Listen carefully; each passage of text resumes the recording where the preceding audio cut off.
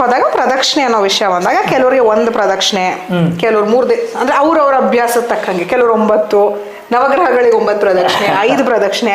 So ಎಷ್ಟು ಪ್ರದಕ್ಷಿಣೆ ಹಾಕ್ಬೇಕು, ಯಾಕೆ ಪ್ರದಕ್ಷಿಣೆ? ನೋಡಿ 3 ಪ್ರದಕ್ಷಿಣೆ ಹಾಕ್ಬೇಕು.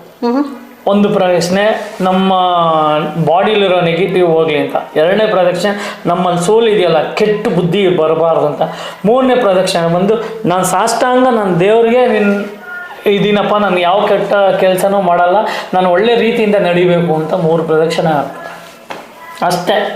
ನವಗ್ರಹಕ್ಕೆ 7 ಹಿಂಗೆ 2 ಉಲ್ಟಾ. ಓಕೆ, ಉಲ್ಟಾ ಮಾಡ್ಬೇಕು. ಅವ್ರು ಮಾಡ್ಲಿ, ಕೆಲವರೆಲ್ಲ ಸೀದಾನೇ 9 ಇಲ್ಲ ಸೀದಾ ಮಾಡ್ಬೋದು. 7 ಹಿಂಗೆ ಹೊಡಿಬೇಕು, ಆಮೇಲೆ ಉಲ್ಟಾ 2 ಹೊಡಿಬೇಕು. ರಾಹು ಕೇತಿ ನೆಗೆಟಿವ್ ಗ್ರಹಗಳಲ್ವಾ, ಅದಕ್ಕೆ ಇಷ್ಟೇ. ಪ್ರದಕ್ಷಿಣೆ ಏನೂ ಇಲ್ಲ, ಅದು ಪಾಸಿಟಿವ್. 48 ಪ್ರದಕ್ಷಿಣೆ ಸುತ್ತಿ ಅಂದ್ರೆ ಕೆಟ್ಟದಿಲ್ಲ, ನಿಮ್ಮ ಬಾಡಿ ಕಂಟ್ರೋಲಿಗೆ ಬಂದ್ಬಿಡುತ್ತೆ. ಯಾರೋ ಟೆನ್ಷನಲ್ಲಿ ಇರ್ತೀರಾ ಅನ್ಕೊಳ್ಳಿ, ನರಸಿಂಹ